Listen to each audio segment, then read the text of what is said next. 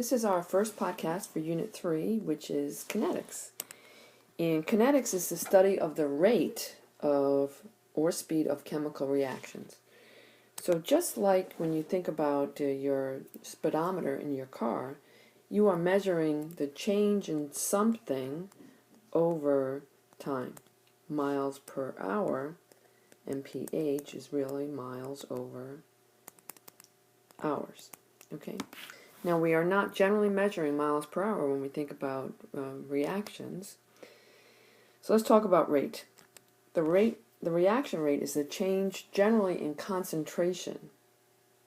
We are looking at the change in the concentration of a reactant or a product with time. And because we're doing that, concentration for a reactant or a product is generally going to be molarity. So we are going to measure the change in molarity with time. And usually that time is going to be seconds, although it could be minutes or hours, or it could even be years in some cases. But generally, we're going to use molarity per second.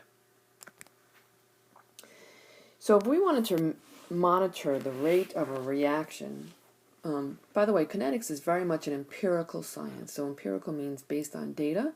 So all the information we get about the speed of a reaction comes from running that reaction and monitoring its rate. And in order to monitor the rate, we can look at either a reactant or the formation of a product. Okay? So let's just take a look at what happens to the concentration of A as time goes by.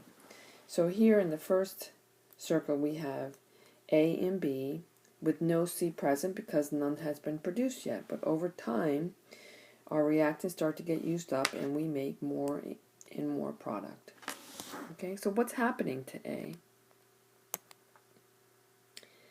So answer this question. What is the sign of the change in concentration of A going to be? In the change in something, we always, change in anything is that something, let's say concentration, final minus initial. It doesn't matter if it's change in temperature or change in speed. It's always going to be the final value minus the initial value. So what is this going to be? So go ahead and think about it and the answer.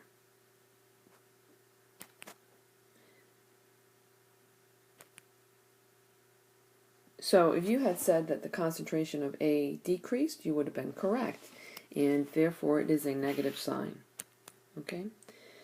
So the rate of the change can be defined in terms of the decrease of A.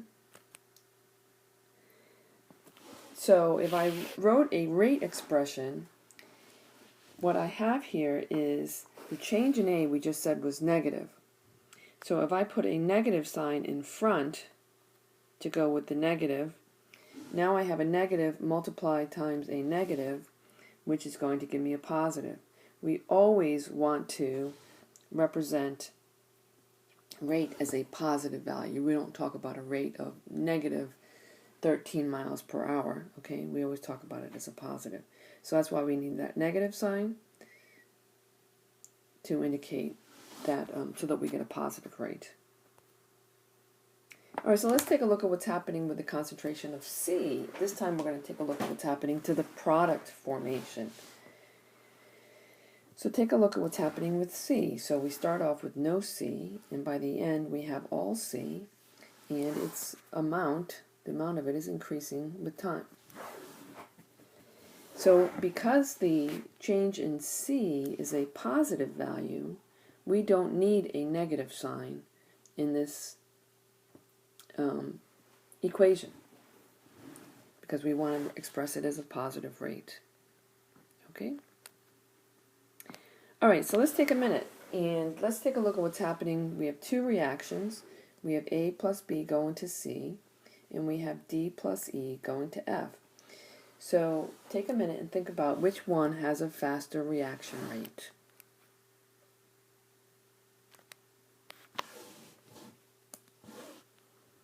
Okay, so if you said that the rate of reaction 1, A plus B going to C, is fastest, you'd be correct. Now you can monitor A or B or C, or D, or E, or F. But if I just focused on, let's say, A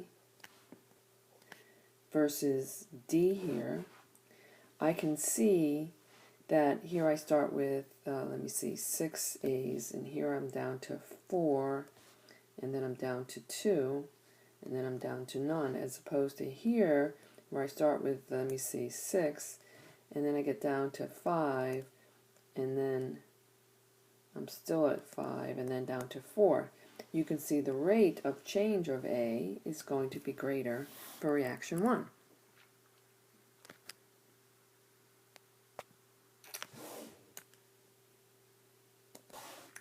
Okay, so let's take a look at this very simple reaction here. We have simply A becoming B, okay? And if we plotted what's happening to the concentration of each over time, as you would expect, the reactant A concentration is going to decrease as it gets converted to B. And we're going to start with no B, and it's going to get converted. The amount of it, B, is going to increase as we develop it or we form it. So here's a question for you, and that is the rate of the reaction constant during the course of the reaction? So think about that. So if you said no, you would be correct, because if you let's just look at B. If I look at B, let me go back. If I look at B,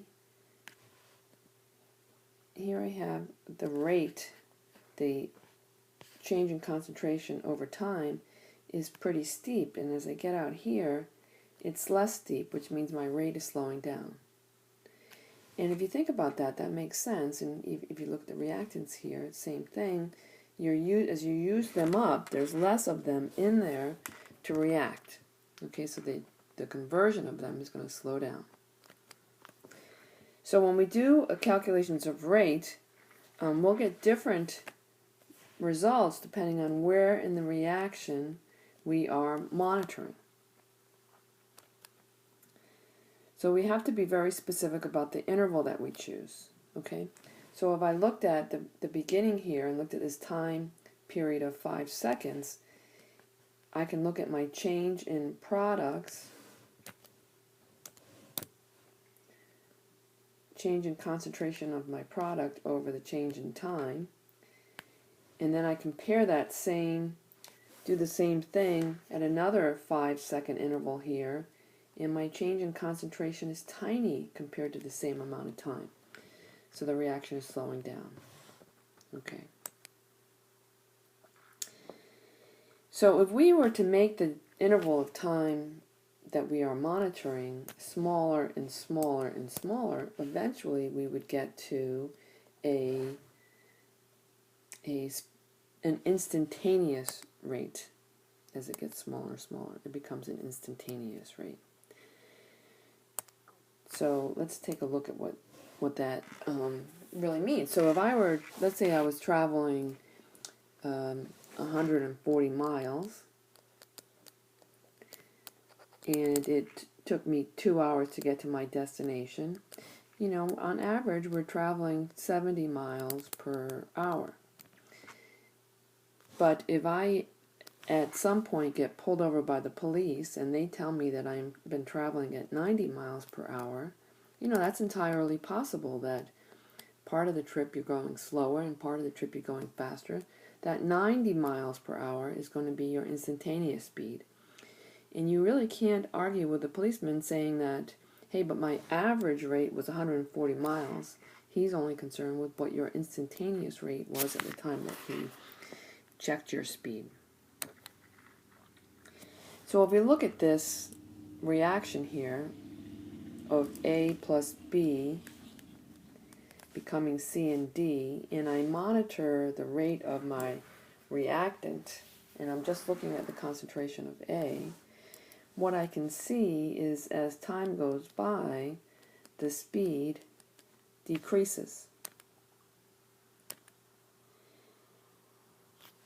For any instantaneous speed, I can determine what it is by drawing a tangent line to that speed, right?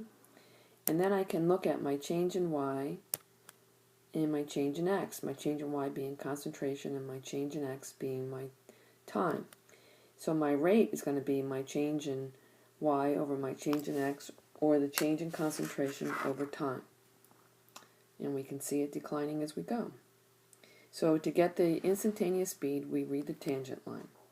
Okay, the slope of the tangent line will give us the instantaneous rate at any given point. Okay, and the instantaneous rate changes throughout the reaction.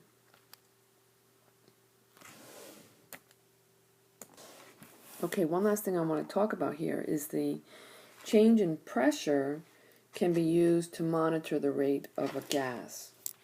Okay, so here we're monitoring the change in pressure. Remember, we talked a little bit about this last unit, that when I'm trying to determine what's happening with a gas, the only reasonable thing I can measure for that gas is the pressure. So if I think about Pivner, and if I put N over V, that's my concentration or my molarity, right? So if I set that equal to P over RT, RT at any given temperature is going to be the same, right? So I can say my pressure is equal to my moles over volume, which is pressure is equal to concentration. So that's why I can use pressure to monitor a gas. So we can determine the rate of change with a gas using pressure. Okay, we're going to stop right there.